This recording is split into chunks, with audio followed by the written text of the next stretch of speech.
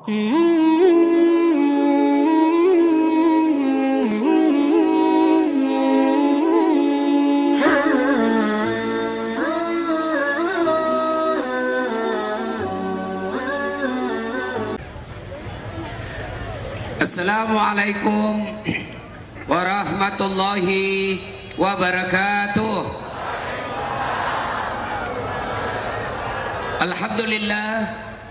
Alhamdulillahi rabbil alamin, wa bihi nasta'inu ala umurid dunya waddin. Ashhadu an la ilaha illallah wa ashhadu anna Muhammadan abduhu wa rasuluh. Allahumma salli ala sayyidina Muhammad wa ala alihi wa sahbihi ajma'in, amma ba'd. Faqad qala Allah subhanahu wa ta'ala fi kitabil karim wa huwa asdaqul qailin. A'udzu billahi minasy syaithanir rajim. Bismillahirrahmanirrahim. Ya ayyuhalladzina amanu taqullaha haqqa tuqatih wa la tamutunna illa wa antum muslimun. Wahai orang-orang yang beriman, bertakwalah kalian kepada Allah dengan sebenar-benarnya takwa, dan janganlah kalian mati kecuali dalam keadaan beragama Islam. Ayat ini tiap Jumat dibacakan khatib. Tidak sah khutbah Jumat apabila khatib tidak membaca ayat ini. Jangan kamu mati. Rasa-rasanya tidak masuk akal ini ayat. Jangan kamu mati. Berarti mati kita yang ngatur. Woi, jangan kau mati ya. Berarti mati kau yang ngatur. Padahal mati itu bukan kita yang ngatur. Orang kaya, orang miskin, raja-raja, rakyat biasa, wali kota. Senangnya. Semua mati. Berarti yang jadi masalah bukan mati. Yang jadi masalah illa wa antum muslimun, kecuali dalam keadaan beragama Islam. Berarti ada orang Islam ngakunya Islam tapi matinya kafir. Siapa mereka? Contoh aja nih, contoh jangan marah bos, jangan marah. Sabung ayam. Wih, ada juga di sini. Dongo.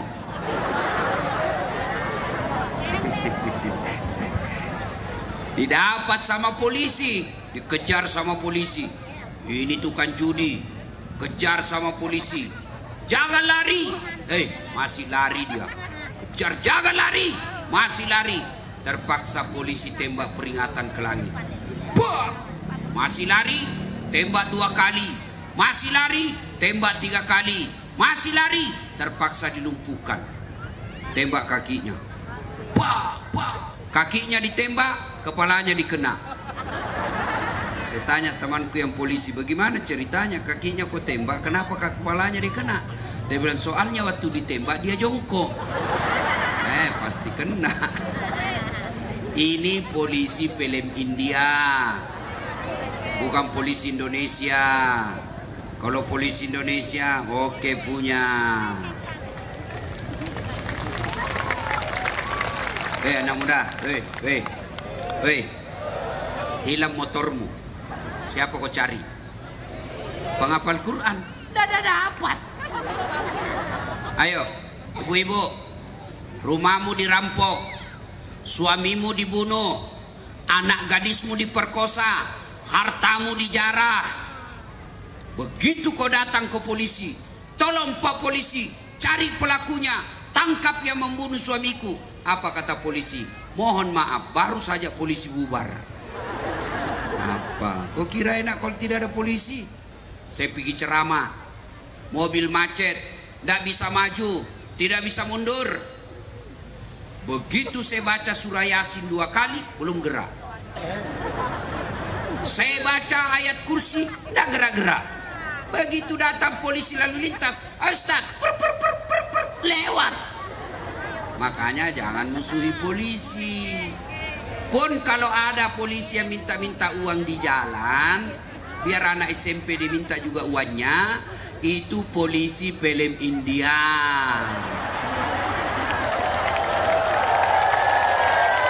Mr. PJ. Oh, itu film dia kan 3 jam. Ya toh, nanti mau habis baru dia datang. Wa qala idzan, Allah kemudian berfirman, bismillahirrahmanirrahim.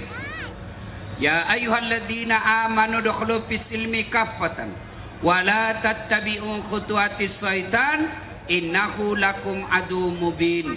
Wahai orang-orang yang beriman, masuklah engkau ke dalam Islam secara sempurna. Jangan Islam pencitraan, jangan Islam pilkada, jangan Islam karena mau pilpres, tapi Islamlah secara benar. Wala tattabi'u khutuwatis syaitan, dan janganlah engkau ikuti langkah-langkah setan, karena sesungguhnya setan itu musuh yang nyata bagi kalian. Ibu-ibu, kalau kita dengar pengajian begini, ada ndak setan di tengah-tengah kita? Masa ada? Orang lagi ceramah, masa ada setan, Bu? Ada. Setannya bukan pocong, tapi apa setan yang ada di tengah-tengah kita? Bentuknya handphone. Orang sudah ceramah masih menggesek. Setan itu HP-mu. Orang sudah ceramah masih sudah sibuk. Umurnya sudah mau 60, siaran langsung juga dia di Facebook. Ibu, simpan dulu HP-mu, Bu. Simpan dulu, Ibu. Ibu-ibu yang pegang handphone selama saya ceramah, saya doakan suaminya kawin lagi. Amin.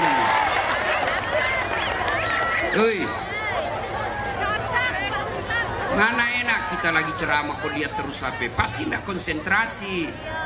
Iya toh? Ya. Di Makassar, Ibu, ada ibu-ibu ngefans betul sama saya, tapi usianya sudah 55. Saya lagi ceramah beginilah gayanya, tiba-tiba dia membelakangi saya. Barusannya ada orang saya ceramah di belakangi saya. Ternyata diambil HP-nya, membelakang selfie. Lalu dia tulis di WhatsApp, latar belakang Ustadz Dasat Latif. Saya dijadikan background. Saya kukira saya pot bunga. Selesai ceramah dia ngefans betul sama saya. Dia kejar saya, Ustadz, tunggu dulu Ustadz, boleh selfie? Sini selfie, tapi rame-rame supaya ada fitnah. Selfie Ustadz, oke. Sudah dia foto, ulangi Ustadz, jelek jadinya. Ulang lagi, jelek Ustadz, ulangi lagi. Dalam hatiku, biar kau ulang 10 kali, mukamu yang jelek.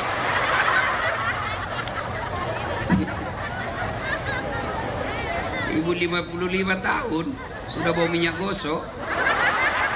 Selesai itu langsung dia bilang, Ustadz, mohon maaf, boleh cium? Apa kamu cium? Haram. Kasih ngamu istriku di rumah. Nggak nafsu Ustadz, cari barakah. Haram. Coba kau masih muda.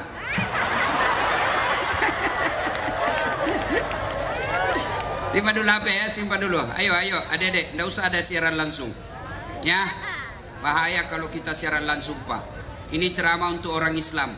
Tapi kalau kalian siaran langsung terbuka untuk umum, biar non muslim bisa dengar. Tersinggung dia, saya yang susah.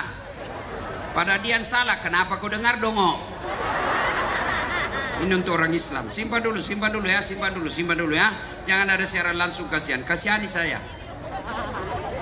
Wa qala idzan, Allah kemudian berfirman, bismillahirrahmanirrahim.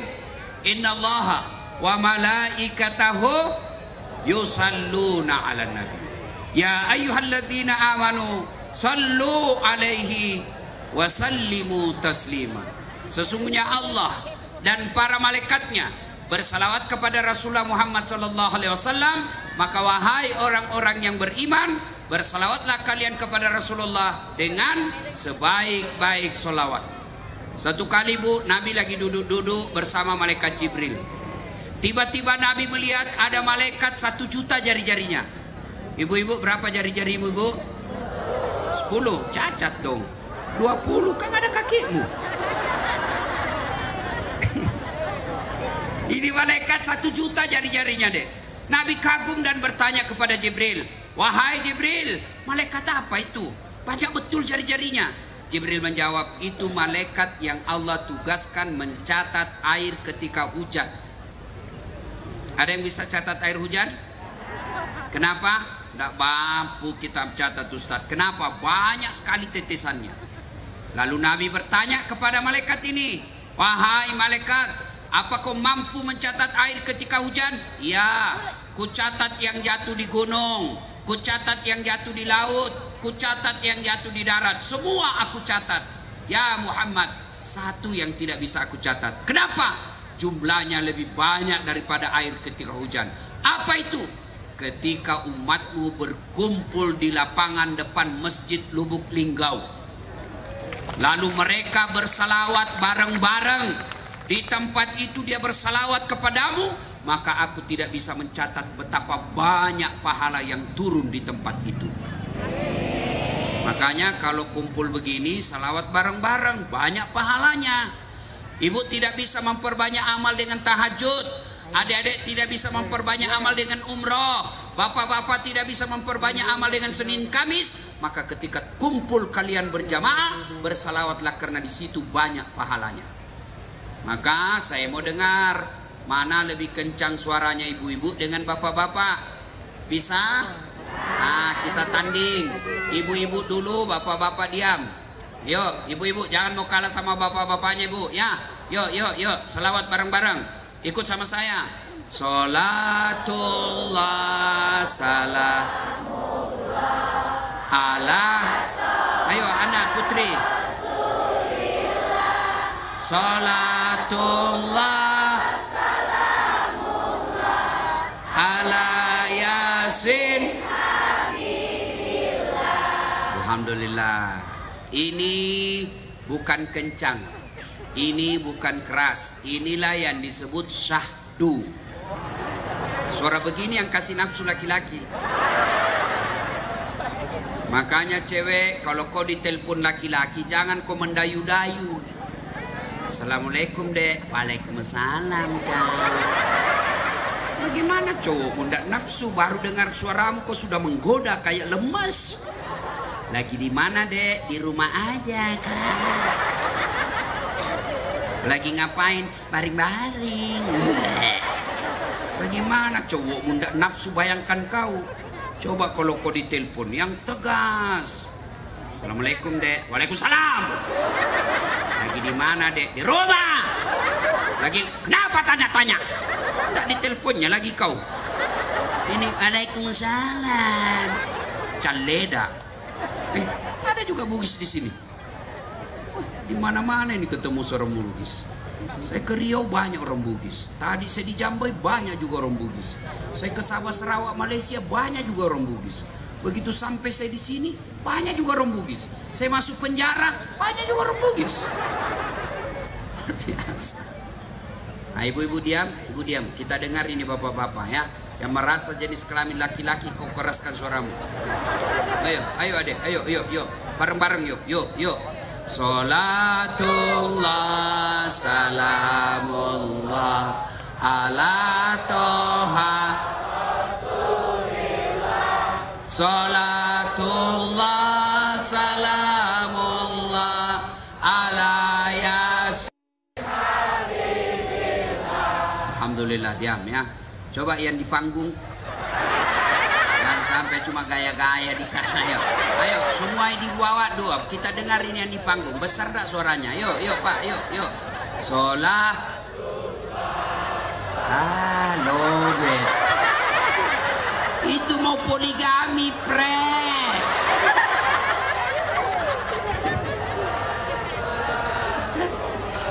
Kasihan. Ayo, ibu bapak, saudara-saudara sekalian, teristimewa yang kita muliakan, para alim ulama yang hadir di tempat ini, terkhusus yang kita cintai dan kita hormati, Bapak Wali Kota dan Wakil Wali Kota beserta istri, yang insya Allah dimuliakan dan dirahmati oleh Allah Subhanahu wa Ta'ala.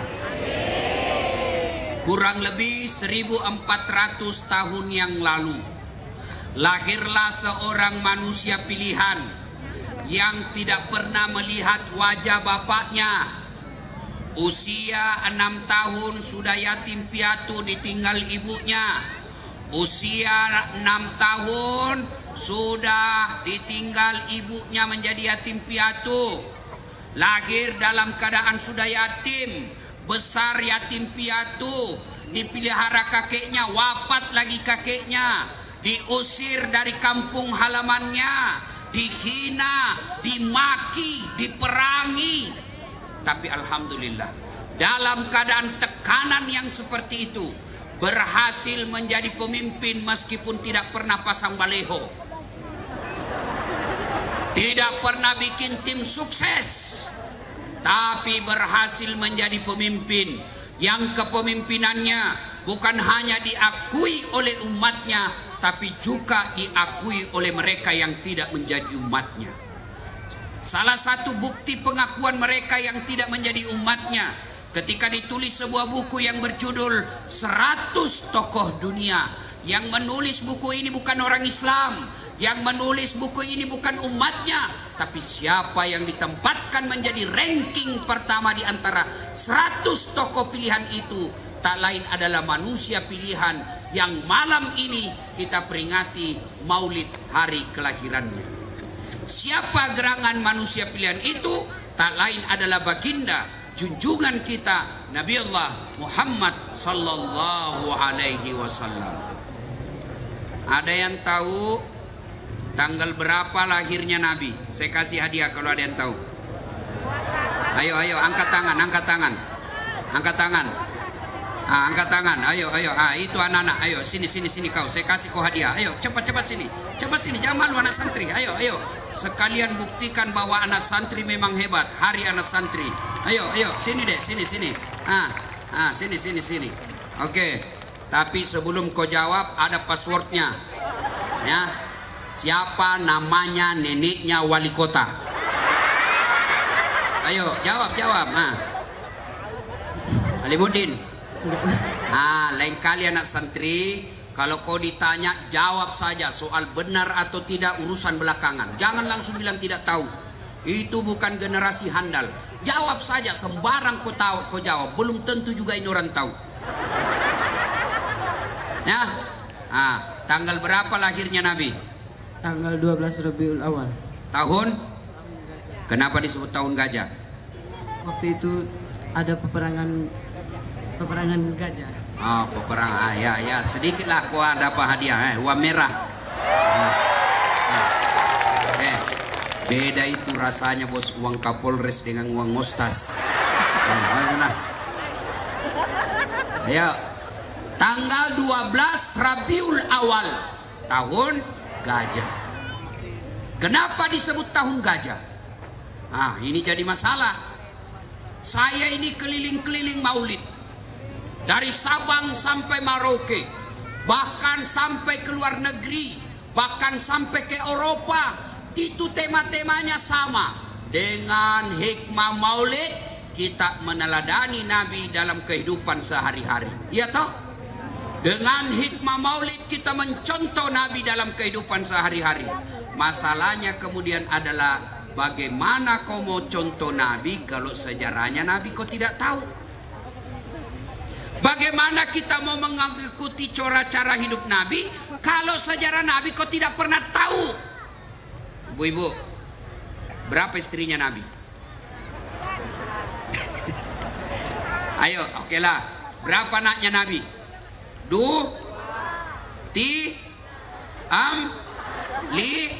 Bingung mako dongo.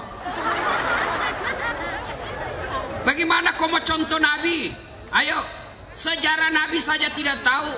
Bagaimana anak-anak kita mau tahu sejarah Nabi? Bapaknya dia tidak tahu sejarah Nabi. Ada anak-anak ditanya bapaknya, Pak, kenapa tahun lahirnya Nabi disebut tahun gajah? Apa dia bilang bapaknya? Karena bukan tahun kambing goblok. Ayo, balik tanya mamanya, Mak, kenapa disebut tahun gajah? Apa kata mamanya? Kenapa saya kau tanya? Apa gunamu sekolah?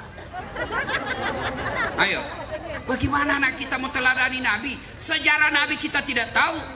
Zaman dulu ibu-ibu, dari kecil kita sudah tahu sejarah Nabi. Diajarkan oleh nenek dan orang tua kita. Nah, jangan pakai tangan kiri minum. Nabi minum itu pakai tangan kanan. Nah, jangan kotok bikin toilet Jangan kau membuang air besar menghadap kiblat, karena itu tidak sesuai sunnah Nabi. Nah, jangan kau berdiri makan, karena Nabi tidak berdiri makan. Itu dulu orang tua kita. Saya bahkan tahu sejarah Nabi dari lagu-lagunya ibu saya. Sambil cuci piring ibu saya, menyanyilah dia. Pada zaman dahulu kala. Saya tanya, kenapa zaman dahulu kala, Mak? Pada zaman jahiliyah. Kenapa sih zaman jahiliyah, Mak? Lahirlah seorang Rasul yang terakhir dan mulia. Saya tanya namanya, siapa nabinya, Mak? Namanya itu nabi terakhir. Nah, lanjut lagi lagunya. Nabi Muhammad namanya. Ibunya siapa? Siti Aminah ibunya. Bapaknya siapa, Mak? Abdullah nama ayahnya. Di mana tinggal? Lubuk Linggau atau Jambi? Dia jawab lagi, hai bukan itu. Dia lanjut, Madinah tempat tinggalnya. Terus kenapa lagi, Mak? Dia lanjut lagi lagunya. Setelah dewasa diangkat menjadi Rasul. Siapa yang angkat, Mak? Pak Sekda atau Pak Camat?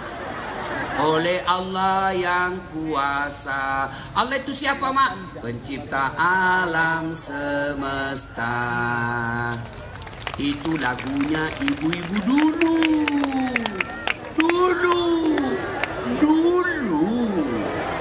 Sekarang lagunya ibu-ibu apa? Yo ayo.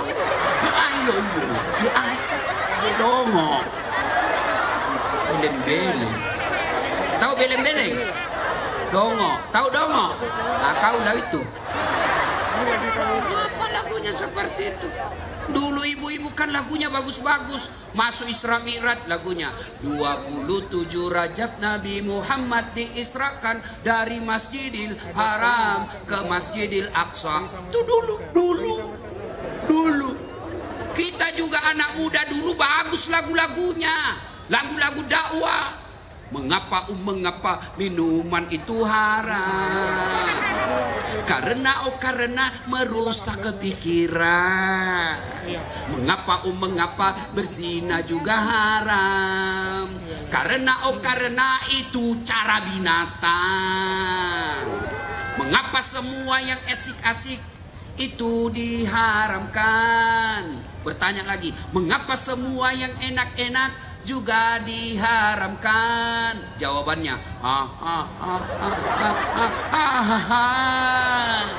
itulah perangkap setan.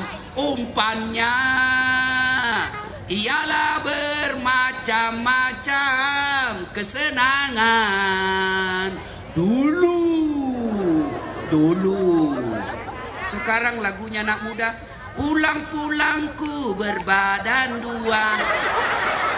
Beleng-beleng. Ya, nah, mari kita dengar sisi kehidupan Nabi. Saya tidak bisa cerita panjang lebar. Kenapa? Di samping karena keterbatasan ilmu, juga karena waktu yang sangat ringkas. Tidak secara lengkap. Ayo. Nabi lahir disebut tahun gajah. Kenapa disebut tahun gajah? Ada raja yang sombong, namanya Abraha. Dia cemburu sama kota Mekah. Kenapa? Orang-orang Arab setiap tahun datang ke Mekah. Semua orang Arab di Jazirah Arab Timur Tengah datang semua ke Mekah. Ini Abraha, dia bilang, kenapa bukan kotaku didatangi? Kenapa mesti ke Mekah? Sebarkan intel. Oh, dapat jawabannya. Ternyata orang ke sana karena ada bangunan mulia yang disembah orang-orang Arab. Apa? Namanya Ka'bah. Akhirnya Abraha bikin duplikat, bikin Ka'bah palsu di kampungnya. Tapi anehnya tidak ada orang ke kampungnya, orang tetap ke Mekah. Marah Abraha, jalan satu-satunya hancurkan Ka'bah.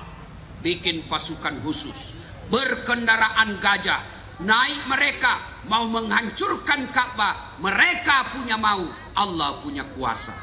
Begitu dekat dengan kota Makkah, Allah turunkan bantuannya, Allah turunkan pasukannya berupa burung ababil yang membawa batu-batu dari neraka. Dia hamparkan semua batu-batu ini, hancur berantakan kendaraan gajah itu beserta Raja Abraha pada tahun kelahirannya Nabi. Tahun itulah maka disebut tahun gajah. Jadi jangan kau lagi bilang karena bukan tahun kambing. Sudah. Lama-lama kita ringkas cerita. Usia 25 tahun Nabi menjadi pegawainya Siti Khadijah, janda Mekah yang paling kaya waktu itu. Khadijah memperkerjakan Muhammad belum jadi nabi. Maka dia lihat pekerjaannya, bagus juga ini pegawaiku satu. Jujur, bagus kerjanya, disiplin, cakep pula. Selalu dipuji. Di depannya sekretarisnya namanya Nafisa. Nafisa berkata, ini bunda kayaknya jatuh cinta sama Muhammad. Akhirnya apa? Nafisa menjadi tim sukses. Bukan tim sukses pilkada ya. Kalau tim sukses pilkada dia yang sukses. Ada tim sukses di sini. Biasanya tim sukses itu kontraktor. Ada kontraktor di sini. Pernah dengar ceritanya kontraktor di akhirat? Pernah? Belum tahu ibu. Jadi konon kabarnya itu penghuni surga sama penghuni neraka SMS-an. Dia bilang penghuni surga, bagaimana kabarmu di situ mas bro? Dia bilang, hancur kita ini di neraka. Nggak ada enaknya, di blender terus. Lalu dia bilang dari neraka, kamu bagaimana kabar beritamu di surga? Alhamdulillah nyaman betul di sini surga. 1 laki-laki 7 bidadari pendampingnya. Bayangkan pak, 7 bidadari. Dan itu bidadari tidak pernah kentut, perawan terus. Gak sama istri kita di rumah, 7 kali kentut satu hari.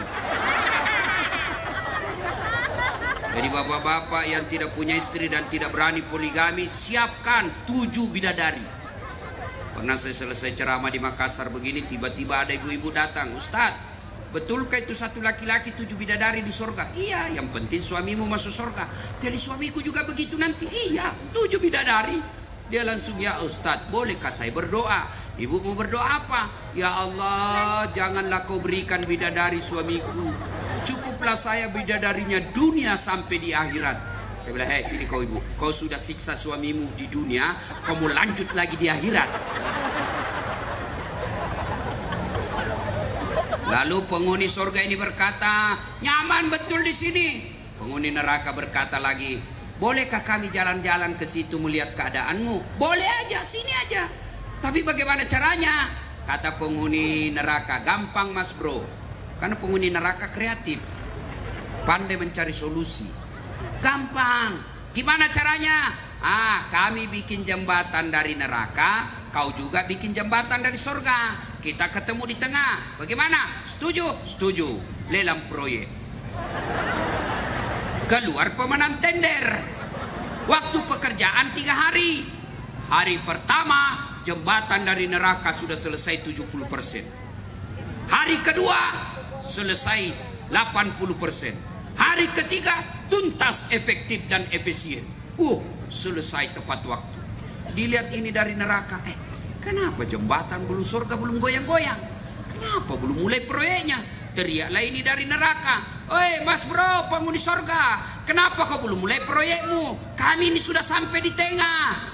Apa kata dari surga? Bagaimana mau dimulai bos? Kontraktor, pemborong, panitia, ada semua di situ.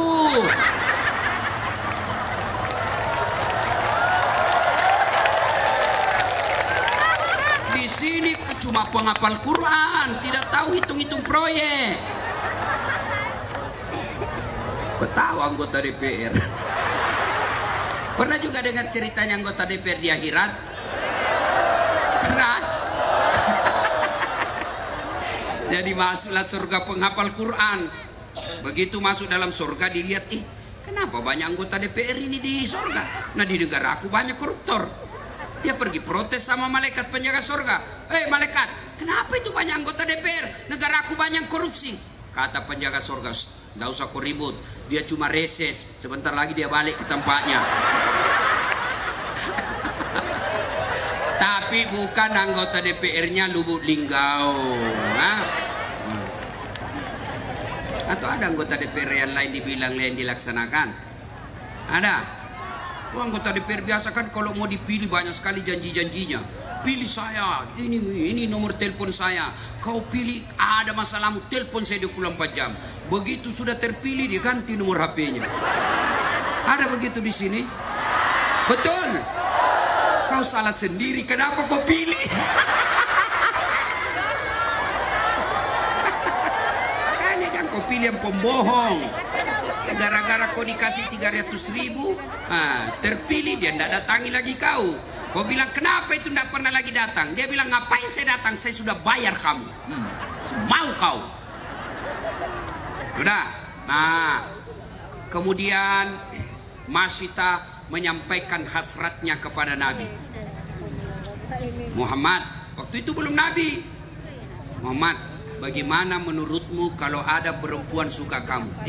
Alhamdulillah. Tapi ini perempuan sudah janda, tidak jadi masalah. Tapi ini perempuan sudah 2 kali janda, tidak jadi masalah. Tapi dia lebih tua dari kamu, tidak jadi masalah. Yang jadi masalah, betulkah dia suka saya? Dia bilang, Nafisa, tenang mas bro, saya punya urusan. Dia datang ke Khadijah. Khadijah, bagaimana menurutmu kalau ada laki-laki yang suka kamu? Alhamdulillah, rezeki tak terduga.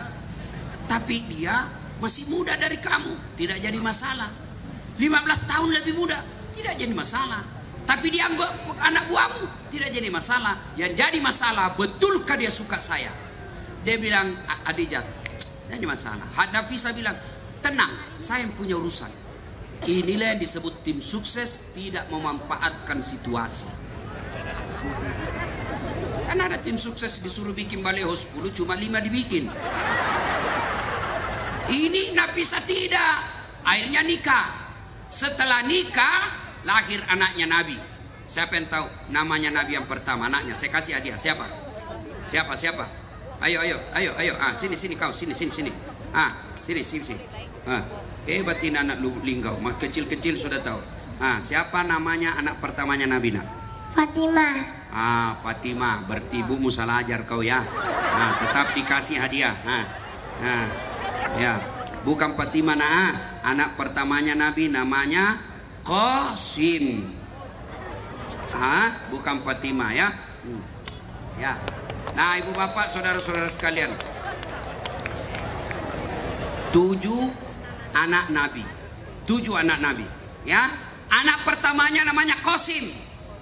Setelah lahir anaknya beliau, kemudian nih dengar ini, dengar. Belum jadi Nabi. Usia Nabi waktu itu 37 tahun. Di Makkah terjadi perselisihan. Apa sebabnya? Ka'bah dipugar. Setelah dipugar, batu Hajar Aswad mau diletakkan kembali di tempat asalnya. Ribut warga Makkah. Kata Bani Auf, kami lebih berhak. Kata Bani Adi, saya lebih berhak. Ribut semua suku, merasa lebih berhak 4 suku. 6 hari tidak ada penyelesaian. 6 hari belum ada jalan keluar.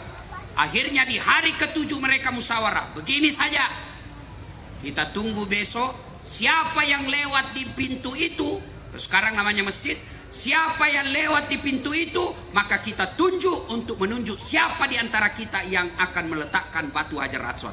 Setuju? Setuju. Maka tunggu besok. Ternyata yang lewat pertama di pintu itu dialah Muhammad, yang pada waktu itu diberi gelar orang Makkah Al-Amin, yang terpercaya karena tidak pernah bohong. Lalu dia bilang Abu Lahab, cocok ini mi, kaulah Muhammad. Bagaimana ini? Kami sudah berhari-hari bermusyawarah, tidak dapat jalan keluar. Siapa yang kau tunjuk untuk meletakkan batu Hajar Aswad ini? Nabi lalu mengambil serbannya. Beliau letakkan serbannya. Adik-adik tahu serban? Berapa sujudnya serban? Berapa?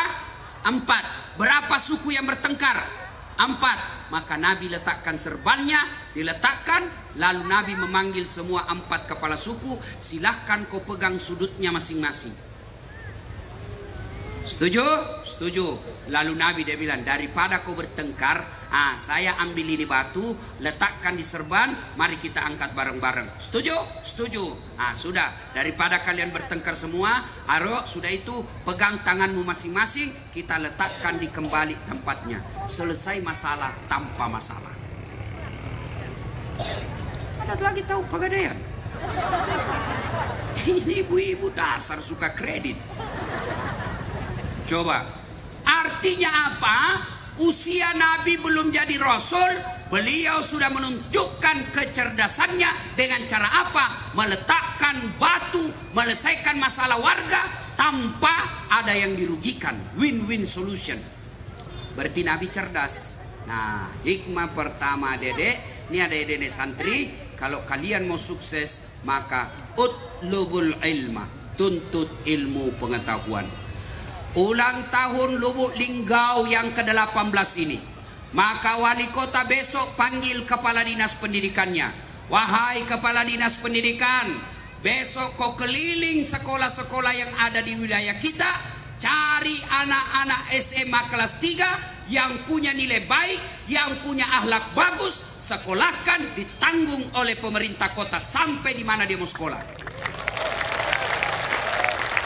Itu kalau mau maju, utamakan pendidikan. Adik-adik, Iqra ayat pertama turun.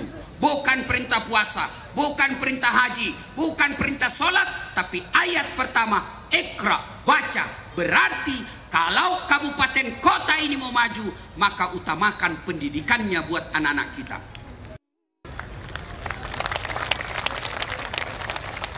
Ada 4 sahabat Nabi.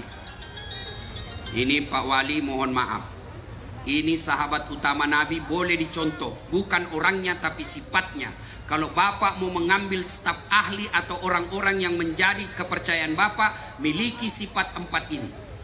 Yang pertama, cari orang seperti sifatnya Abu Bakar Siddiq. Apa sifatnya Abu Bakar Siddiq? Orang dewasa, orang tua yang arif dan bijaksana. Tuh harus cari itu. Yang kedua, Umar bin Khattab. Siapa Umar bin Khattab? Dia adalah tokoh yang kalau hak, kalau batil, tidak bisa dibayar, tidak bisa kompromi. Dia adalah Umar bin Khattab yang diberi gelar Al-Faruq karena dia hebat. Kalau haram, halal, tidak bisa kompromi. Yang ketiga, Utsman bin Affan, orang kaya yang dermawan. Dan yang keempat, Ali bin Abi Thalib, anak muda yang cerdas. Ali paling cerdas. Pernah ditanya, ya Ali, kalau kau disodorkan antara harta dengan ilmu, kau pilih mana? Ibu-ibu, kalau saya sodorkan pilihan antara handphone dengan buku, pilih mana ibu? Buku. Pencitraan. Pilih handphone. Ali, kalau kau disodorkan harta dengan ilmu, pilih mana? Ali dengan mantap mengatakan, saya pilih ilmu. Kenapa pilih ilmu ya Ali? Ada 3 kelebihan ilmu dibanding harta. 1, harta setengah mati kau jaga, ilmu dia yang jaga kamu. Contoh, Bapak punya uang 1 juta, kasih masuk kaleng-kaleng. Itu kaleng digembok. Sudah itu kasih masuk lemari digembok, sudah 2 gemboknya. Keluar kamar, gembok lagi kamar, 3 gemboknya. Keluar rumah, gembok lagi rumah, 4 gemboknya. Keluar pagar, gembok lagi pagarnya, 5 gemboknya. Begitu sampai di kantor hilang kuncinya. Setengah mati toh kau jaga itu harta. Sementara harta kamu yang jaga, ilmu dia yang jaga kamu. Mana contohnya? Wali kota kita. Coba, kemana wali kota pergi? Dikawal dan dijaga. Dikawal oleh Satpol PP, polisi setengah. Toh, kemana-mana dikawal. Kenapa? Karena cerdas. Tidak mungkin jadi wali kota kalau dia tidak cerdas. Maka orang yang cerdas punya ilmu, dilindungi dan dijaga karena ilmunya. Kedua kelebihannya ilmu. Dengarin adik, supaya kalian mau sekolah dengan baik. 2 kata Ali, kelebihan ilmu. Dengan ilmu kau bisa dapat harta, tapi dengan harta belum tentu kau dapat ilmu. Contoh, ada di kampungku kaya sekali deh, banyak tambaknya, tapi tidak tahu membaca. Diajarlah membaca sama anaknya. Dibelikan buku besar, diajar membaca yang ada gambarnya supaya gampang dia mengerti. Disuruh eja, baca Pak. PE, P, tambah P, Pep, SO, so. Bacanya Pepso. DEDNT, apa bacanya Pak semua? Odol. Beleng-beleng. Coba. Dibawa lagi anaknya ke Makassar, kota. Wah, dia masuk mall. Adik-adik tahu mall? Sampai di mall ada tangga lift. Tahu tangga lift? Dia naik turun. Begitu dia masuk mall, dia lihat tangga lift. Terbuka. Ada tulisannya open. Dibayangkan open, pembikin kue. Open di kampung kan pembikin kue mentega. Begitu terbuka, masuk orang Cina. Dia teriak, jangan kau masuk, panas itu, pembikin kue, jangan masuk. Masuk pula ini orang Cina, tertutup pintunya. Selang beberapa saat terbuka, keluar orang Afrika. Saya bilang memang jangan kau masuk, hanguslah kau. Ada lagi.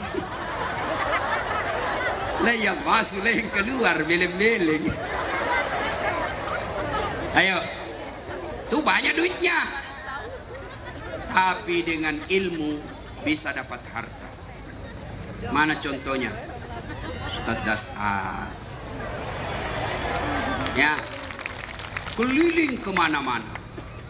Waktu saya kecil dulu, saya lihat itu pesawat lewat di kampung saya. Saya teriak, pesawat, kapal lalutu. Orang Bugis bilang, kapal lalutu, kapal lalutu. Saya dalam hati, bisa gitu saya naik pesawat nasi meninggal. Ternyata alhamdulillah sekarang saya capek naik pesawat. Tadi saya naik heli, malah diantar naik heli dari Jambi ke Lubuk Linggau. Coba, kenapa? Apa karena saya cakep? Pret. Apa? Karena punya ilmu. Sekarang tidak pernah saya bingung. Orang bingung sekarang mau keluar daerah. Kenapa? Mahal tiket. Saya tidak pernah cemas soal tiket. Kenapa? Bukan saya yang beli. Siapa yang beli? Kabak Kesra. Hebatnya lagi, pergi tidak bawa uang, pulang bawa uang. Makanya anak muda kau sekolah. Tidak ada duitnya orang tuaku. Orang tuamu tidak ada duitnya, tapi Tuhanmu maha kaya. Saya kalau lihat pekerjaan orang tua saya, tidak mungkin saya punya tinggi sekolah. Cuma sayang itu MC tidak sebut semua gelarku tadi. Kalau di gelarku semua disebut itu panjang, tidak bisa bernapas.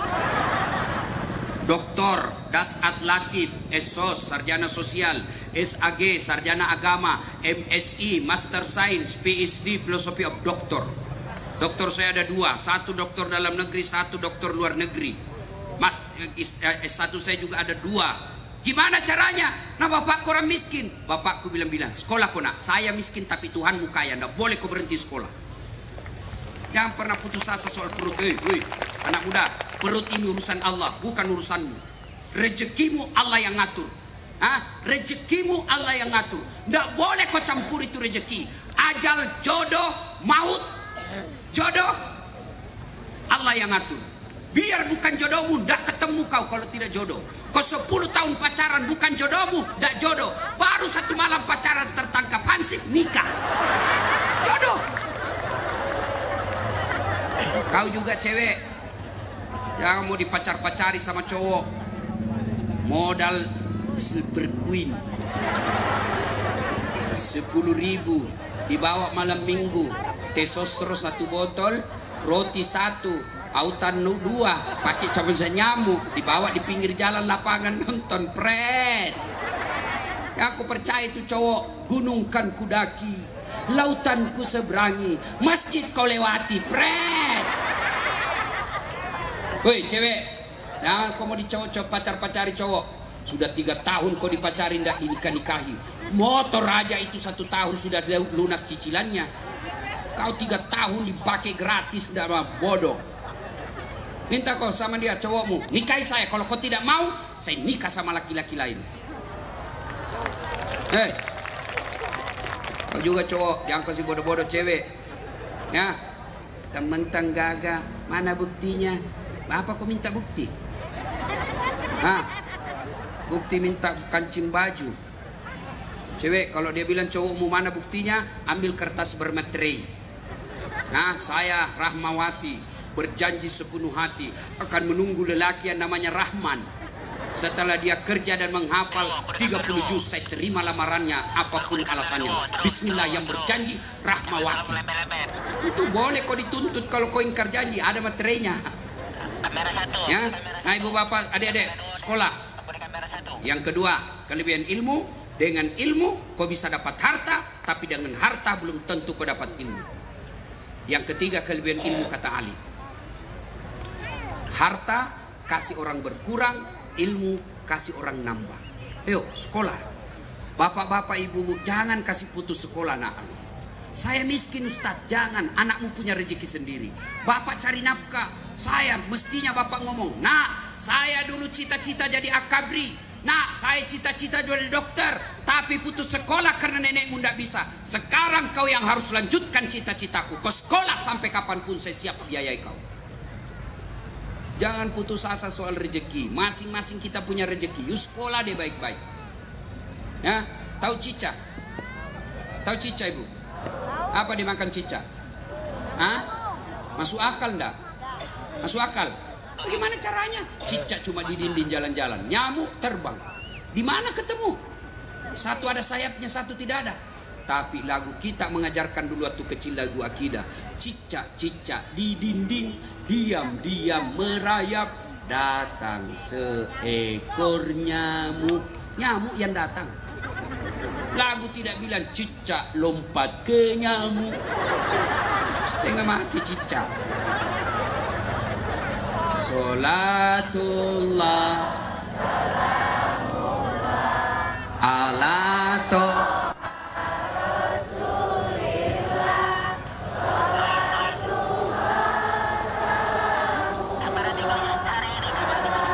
sin habibillah.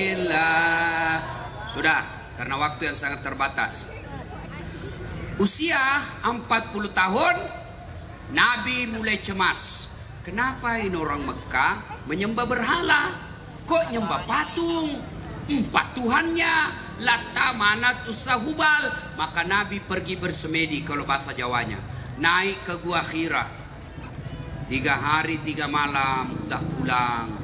Lalu di 17 Ramadan datang malaikat Jibril memeluk Nabi dan berkata, Muhammad, ikra, baca. Saya tidak tahu membaca, kata Nabi. Baca. Saya tidak tahu membaca. Ikra, baca. Jibril peluk Nabi sampai Nabi hampir tidak bisa napas lagi karena kencangnya pelukan Jibril. Lalu Nabi menjawabnya, Ikra bismi rabbikal ladzi khalaq. Turun Nabi. 3 hari 3 malam tidak ada kabar. Turun Nabi sampai di rumahnya. Lalu Nabi berkata, istriku sayang, saya kedinginan menggigil, tolong selimuti saya. Lalu istri beliau Siti Khadijah berkata, sami'na wa ata'na, saya dengar dan saya taati. Coba ibu-ibu, kalau 3 hari 3 malam tidak pulang suamimu, kau telepon tidak ada pernah aktif, kau SMS tidak dijawab, 3 hari 3 malam langsung pulang menggigil, Bu, selimuti saya. Apa jawabanmu, Bu? Mati kau.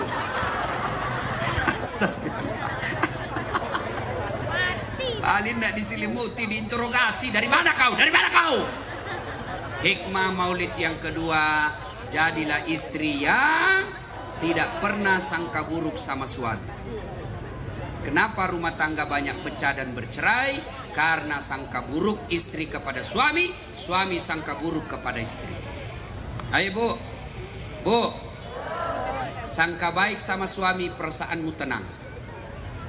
Telepon tidak dijawab, oh suamiku lagi buang air besar. Telepon tidak dijawab, oh suamiku lagi sholat duha. Telepon tidak dijawab, suamiku lagi sholat berjamaah. Tenang perasaanmu. Tiba-tiba masuk WhatsApp. Wih, saya lihat suamimu bonceng cewek, cantik betul. Oh, berarti suamiku lagi nge-grab. Tenang perasaanmu. Hah? Pegawai, kalian mau tenang hidup, sangka baik. Tadinya kepala dinas, tiba-tiba tidak ada lagi jabatan, dijadikan staf ahli. ahli yang tidak ada stafnya. Sangka baik, jangan sangka buruk. Itulah yang terbaik. Tadinya camat, tiba-tiba tidak ada jabatan. Yakin itulah yang terbaik. Saya tamat SMA, daftar tentara. Tes fisik tidak lulus. Kenapa? Ceper.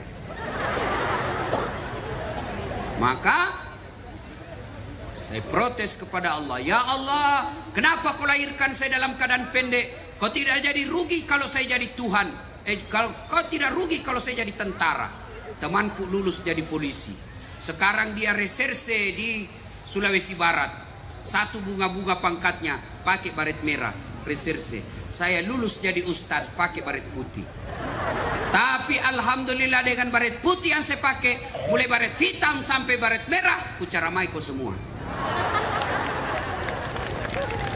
Sangka baik, sangka baik. Ya, jangan ada sangka buruk. Kalian mau tenang, sangka baik. Ibu-ibu, bagaimana kau mau tenang kalau kau selalu sangka buruk sama suamimu?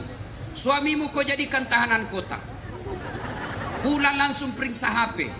Bagaimana suamimu tidak cepat mati? Kena serangan jantung. Langsung datang kau periksa HP, belum sempat dihapus semua SMS nakal. Mati didapai, mati ya. Terpaksa kau dibohongi. Siapa telepon ini? Terpaksa dibohongi. Kenapa kau selalu curiga? Istri saya, ada kawan saya waktu SD, sampai sekarang masih selalu nelpon saya. Saya mau blokir di kampung saya mau blokir. Nanti dibilangi sombong. Mau diterima teleponnya, perasaannya istri tersinggung. Terpaksa aku tulis namanya di situ di HP ku, penjual batu bata. Bunyi telepon, kata mamanya, "Hei, Ustaz, penjual batu bata." Jangan kuangkat, tagihan itu. Selamatlah saya. Suatu ketika saya bikin teh. Bulan saya ceramah saya bikin teh. Saya ambil itu toples ada tulisannya gula. Begitu saya tes, kenapa asin sekali? Ternyata isinya garam. Dia tulis gula. Saya kasih tahu istriku, kenapa kau tulis gula? Nah ini garam. Dia bilang, HP-mu juga lain kau tulis lain isinya.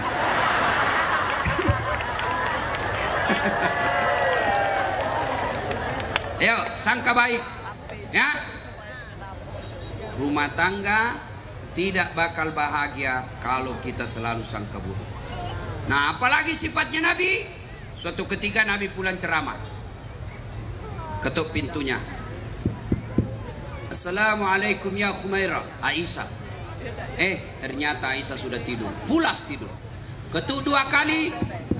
Assalamualaikum ya Khumairah, tidak ada jawaban. Ketuk 3 kali, masih tidak ada jawaban. Apakah Nabi marah? Apa Nabi dobrak pintunya? Tidak.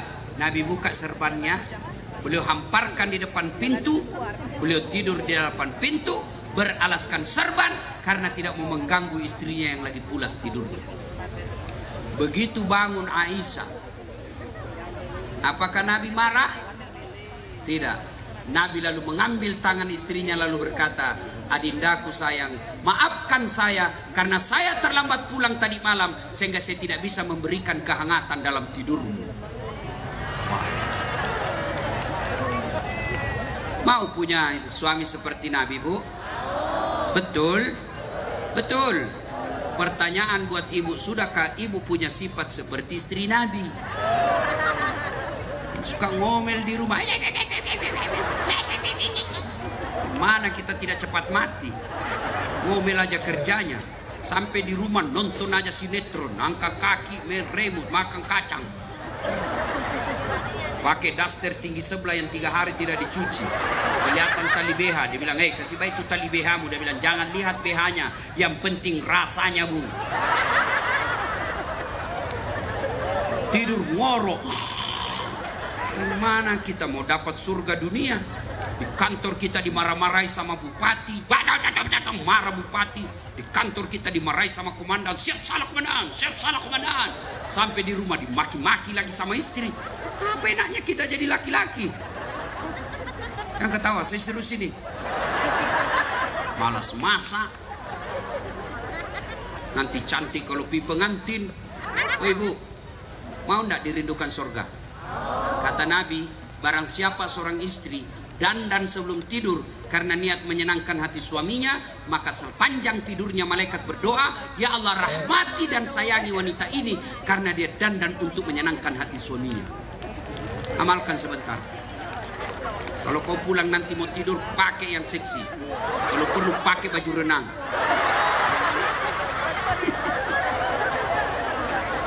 Ya, hei Bu, serius, ya? Bapak juga mau punya istri seperti Khadijah, tapi sifatnya tukang tipu. Alasan rapat, ternyata merapat. Kasar sama istri, ngomongnya kasar, kadang-kala marah ditempelin istrinya. Hei, bagaimana? Ini ada kisah nyata. Saya pergi ceramah Kalimantan Selatan. Tiba-tiba ada bapak-bapak yang tadinya pengusaha sukses bangkrut. Dia datang ke depan saya, dia pegang paha saya sambil nangis. Ustadz, doakan saya.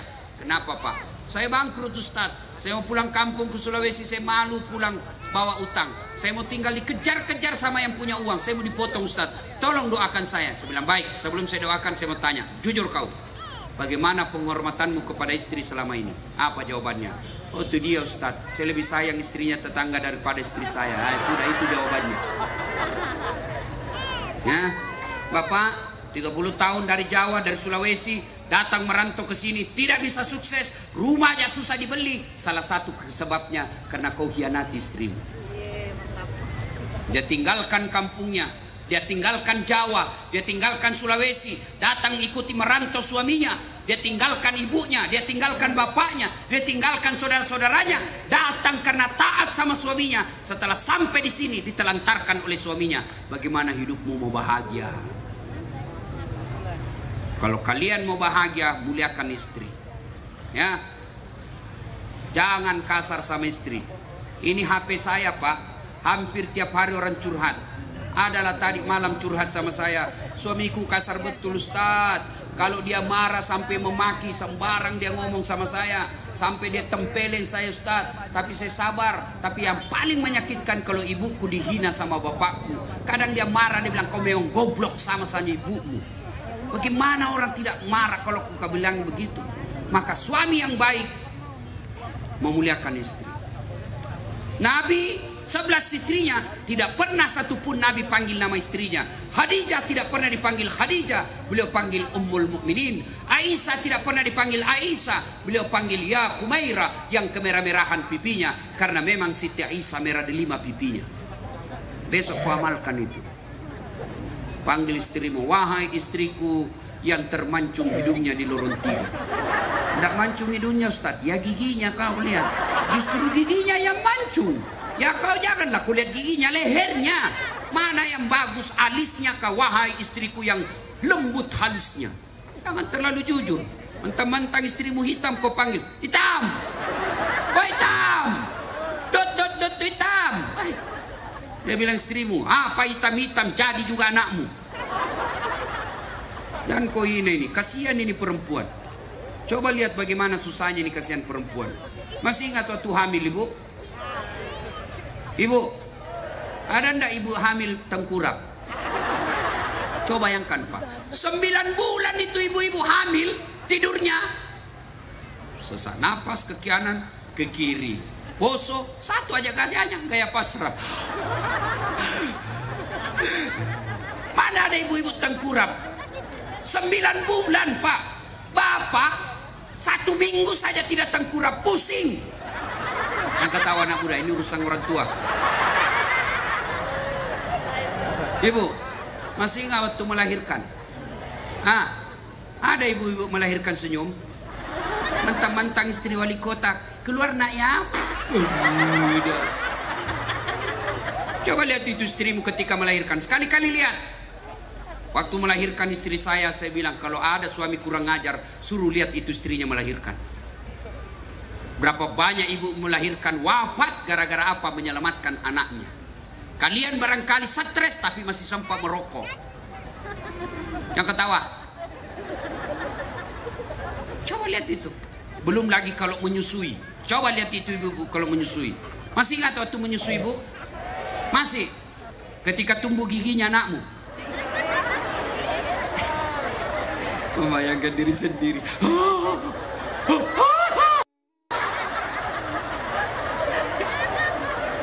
Coba itu istri. Hah?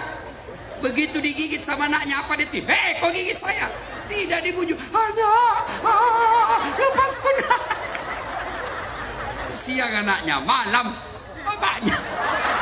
Ya ketawa anak muda. Ya ibu. Ya. Makanya muliakan istri. Nah, karena waktu yang terbatas. Kalau cinta sama Nabi, amalkan sunnah-sunnahnya. Sunnah apa?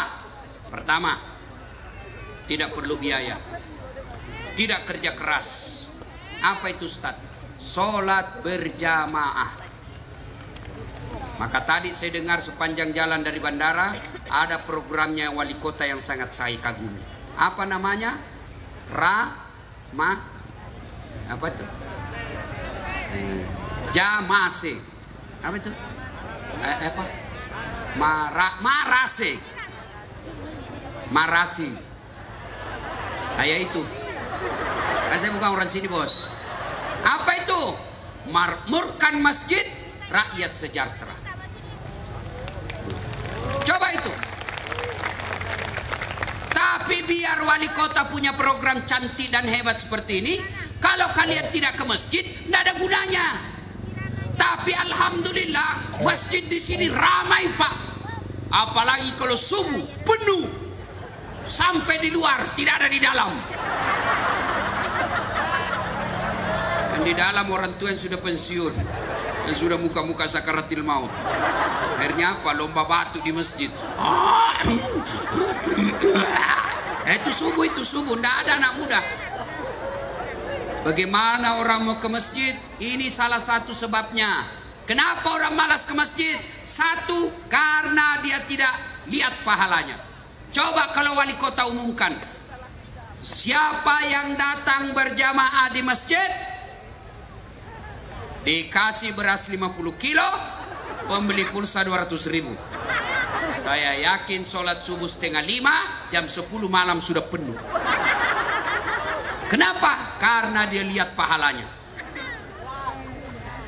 Yang kedua, kenapa orang malas ke masjid? Karena dia tidak tahu pahala berjamaah. Dengar ini pahala berjamaah. Buka kitab Durratun Nasihin. Kata Nabi, kalau kalian wudhu, lalu kalian datang berjamaah di masjid, melangkah kaki kananmu, 1 pahala. Langkah kaki kirimu, dihapus dosa kecilmu. Jadi kalau rumah 300 meter dari masjid, PP 600 meter. 600 meter itu berapa langkah kaki? Kaki kanan 1 pahala, kaki kiri gugur dosa kecilmu. Berapa langkah kaki? Apalagi kalau jalan ke masjid begini. Berapa langkah kaki kau dapat? Ayo. Yang kedua, kata Nabi, kalau kalian ke masjid, tembok, pagar, dinding, aspal, semua jadi saksi. Dia akan berkata, ya Allah, jangan kau masukkan dia neraka, masukkan dia surga. Saya saksinya, tanggal 30 dia datang berjamaah di masjid. Itulah sebabnya Rasulullah menganjurkan, ketika kalian sholat sunnah di masjid, tiap 2 rakaat pindah, 2 rakaat pindah lagi, 2 rakaat lagi pindah. Supaya apa? Tambah banyak saksimu di akhirat nanti. Itulah juga sebabnya Nabi anjurkan, ketika kalian datang berjamaah di masjid, lain jalanmu waktu pergi, lain pula jalanmu waktu pulang. Waktu pergi dari sana, maka pulang ke sana. Jangan juga salah paham. Mentang-mentang sudah dengar begini, sebelum dia ke masjid, ke bandara dulu, keliling ke pasar, lapangan sepak bola, baru datang sini. Begitu datang sudah selesai sholat, beleng-beleng. Apa? Apalagi keutamaan berjamaah? Kata Nabi, kalau bajumu basah gerimis, kena debu sepanjang kau jalan, tidak usah cemas. Bajumu yang basah kena gerimis, bajumu yang kena debu, gerimis baju itulah yang basah, dan baju yang kena debu itulah yang akan melindungi kalian agar tidak disentuh api neraka. Jadi kalau gerimis datang ke masjid, tidak usah cemas, basahnya bajumu akan menjadi pelindungmu nanti. Apalagi keutamaan berjamaah? Di masjid ada silaturahmi. Keutamaan apa lagi? Di masjid lebih khusyuk. Coba bayangkan Bapak kalau sholat di masjid, begitu keluar masjid, rasanya itu sholat kita langsung diterima. Tapi kalau di rumah kan banyak gangguan. Istri masak, masuk baunya ke hidung. Dibayangkan ikan goreng. Anak kasih bunyi dandutnya, kita juga ikut menyanyi dalam hati. Maka datang ke masjid. Apalagi penyebab orang malas ke masjid? Yang ketiga, manajemen masjid tidak bagus. Ada masjid saya bangun Pak, kecil tapi nyaman. Karpetnya hampir tiap tahun saya ganti. Yang azan saya bikin lomba azan, pemenangnya saya gaji tiap bulan layaknya pegawai negeri hanya untuk 5 kali azan satu hari. Imamnya penghafal Quran, saya bikinkan kamar, saya kasih motor dinas, gajinya lebih dari pegawai negeri biasa. Penceramanya belum ceramah saya sudah kasih honornya. Kalau di khotbah minggu depan, minggu ini sudah sampai honornya dengan judul ceramahnya. Sound sistemnya baik, ber-AC, tempat duduknya bersih hingga orang nyaman datang ke masjid. Ini bagaimana orang ke masjid? Karpetnya sudah 4 kali lebaran tidak pernah diganti. Begitu kita sujud, teh cicak didapat. Apalagi yang azan orang tua sudah pensiun asma. Ayah.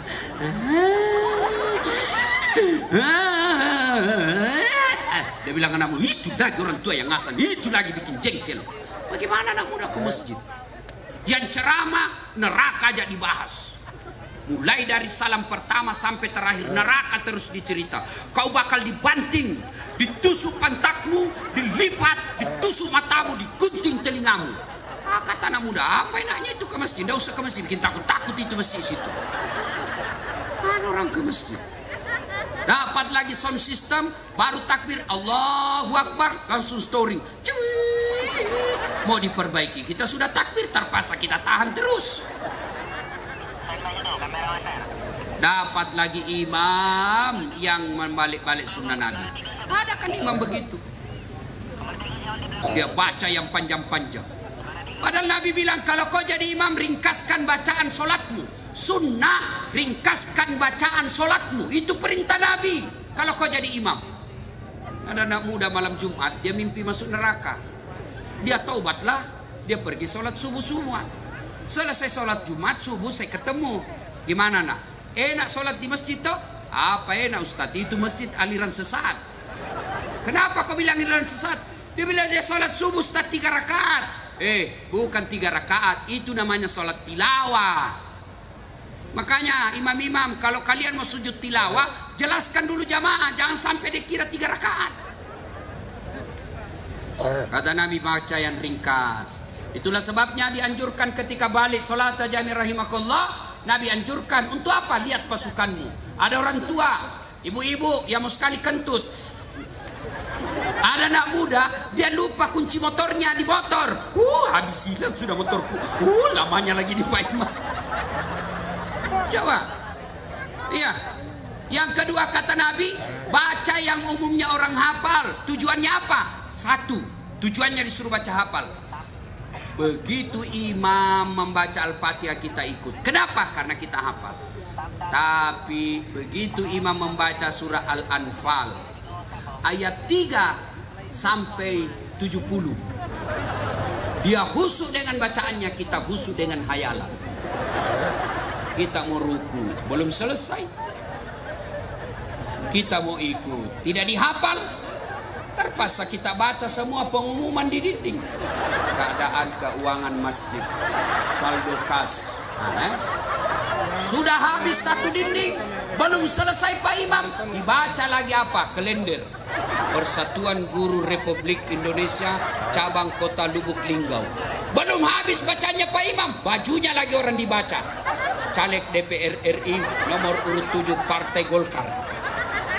Siapa yang salah? Imam. Saya pernah jamaah di kampung.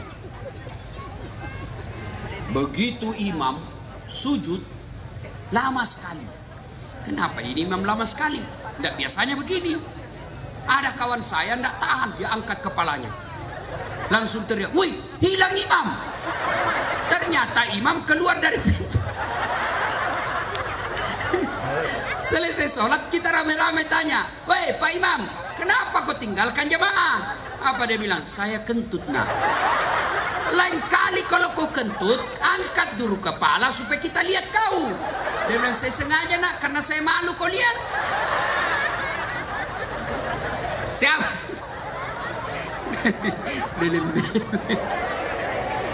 Siapa yang salah? Siapa salah? Imam. Makmum juga harus tahu aturan. Imam ada aturannya, makmum juga ada aturannya. Tolong kalau datang ke masjid, itu Nabi sunnahkan pakai pakaian yang bagus. 2, sikat gigi terutama kalau subuh. Bayangkan kalau kau baru bangun, kau salam, orang balik ke kanan, kau balik ke kiri. Selalu kau menguap sampai mati dan tidak lupa itu gigimu. Yang kedua kata Nabi, kalau kau jadi makmum, itu sunnah pakai parfum. Itu sunnah. Dan kalau datang ke masjid, jangan kau paksakan paham dan keyakinanmu. Ada orang pas sholat jamaah mulai takbir dia ganggu kita. Kayak dia mau gigit kita punya telinga. Allah. Allahu Akbar. Apa itu? Baca Al-Fatihah kayak ada di telinga kita. Malik. Ya, santai kok cowok. Yang paling menjengkelkan lagi itu kalau dia tidak kasih tahu kita itu jari-jari. Jari-jari kaki ada kan yang begitu. Dikasih pindah jari-jari, dia kasih pindah lagi. Kasih pindah, dia kasih pindah lagi. Saya jengkel. Injak kaki. Selesai sholat, kenapa diinjak kaki itu? Kau ya salah, kenapa kau sentuh-sentuh kaki? Supaya saf jamaah rapat Ustaz. Sini. Kalau kau mau saf jamaahmu rapat, bukan kakimu kasih jempol, tapi apa? Nih, bahumu. Kalau bahu rapat pasti saf rapat. Tapi kalau jari-jari kaki rapat belum tentu saf rapat.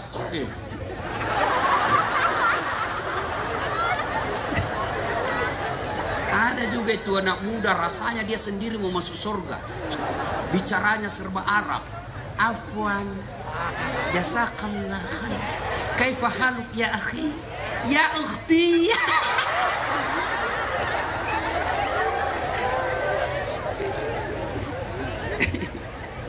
Sampai saya dia maki-maki di Facebook. Dia bilang, "Apa ini Ustaz? Maki-maki, kau tidak pelihara sunnah." Kenapa kau putus saya tidak pelihara sunnah?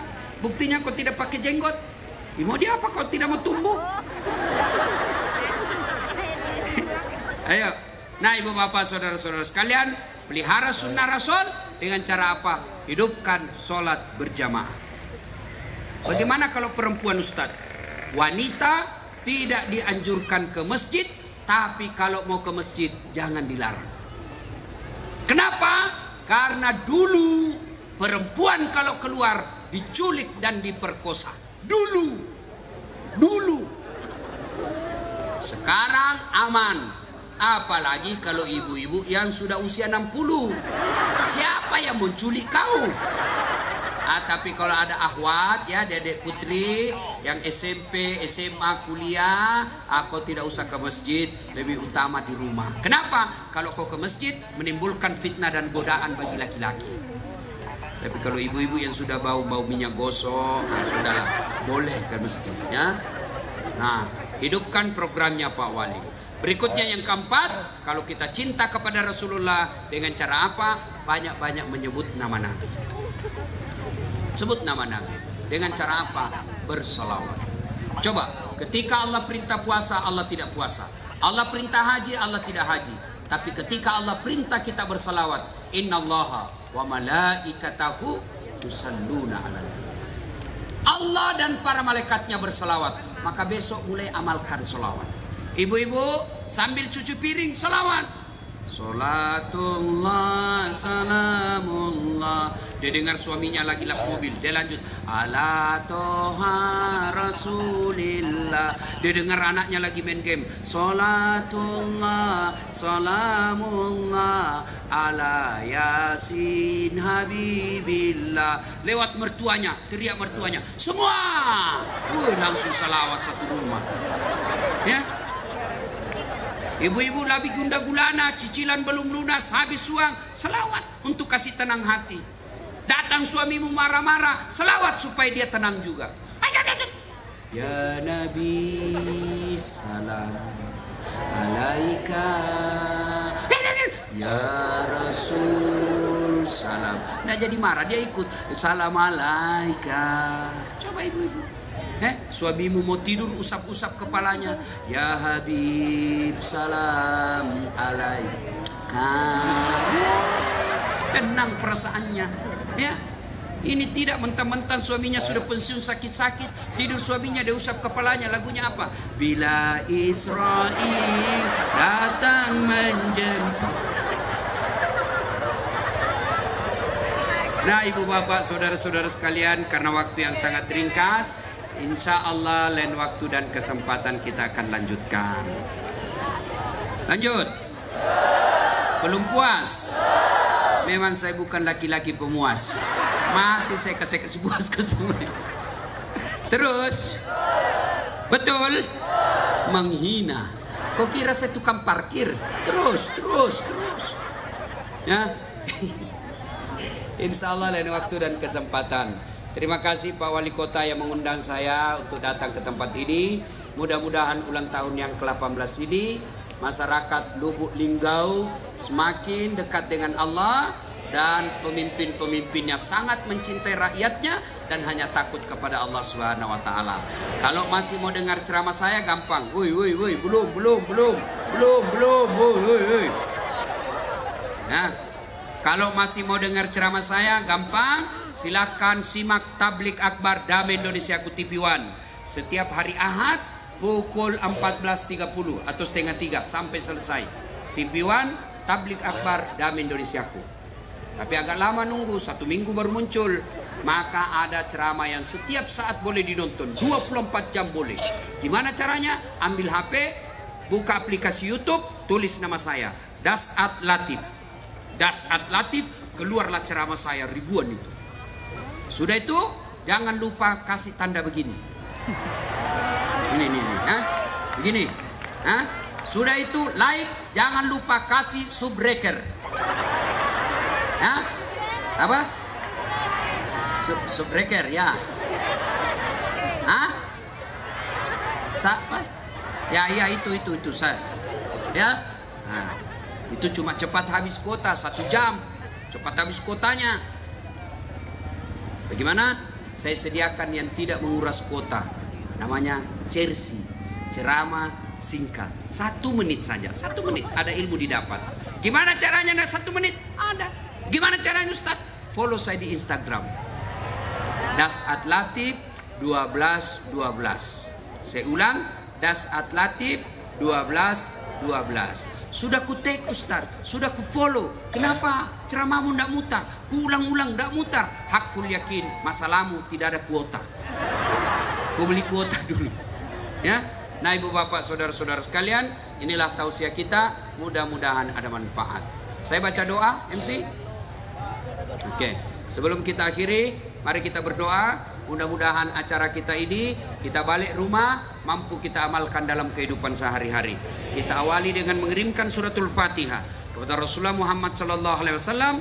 Khasiat dan keutamannya kita ikhlaskan untuk orang tua kita masing-masing, baik yang sehat walafiat, tapi terutamanya lagi kepada orang tua kita yang sudah arwah. Ila hadratin Nabi Mustafa Muhammad SAW. Al-Fatihah.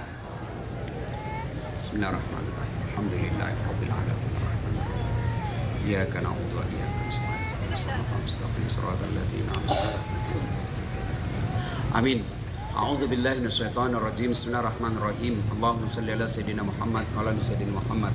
Allahumma ighfir lil mu'minina wal mu'minat wal muslimina wal muslimat al ahya'i minhum wal amwat innaka sami'un qaribun mujibud da'wat wa qadiyal hajat. Allahumma inna nas'aluka salamatan fid din, salamatan fid dunya wal akhirah, wa afiatan fil jasadi, wa siyadatan fil ilmi wa barakatan fil rizq wa taubatan qablal maut wa rahmatan indal maut wa maghfiratan ba'dal maut. Allahumma hawwin alaina fi sakaratil maut. Allahumma hawwin alaina fi sakaratil maut wa najatan minan nar wal afwa indal hisab. Ya Allah ya Rabbi ya Karim, di kabupaten ini kami hidup ya Allah. Di kabupaten ini kami mencari nafkah ya Allah. Jika rezeki kami masih di atas langit, turunkan. Jika masih dalam tanah, munculkan. Jika masih jauh, dekatkan. Jika masih sedikit, cukupkan. Dan yang lebih penting ya Allah, berkahkan.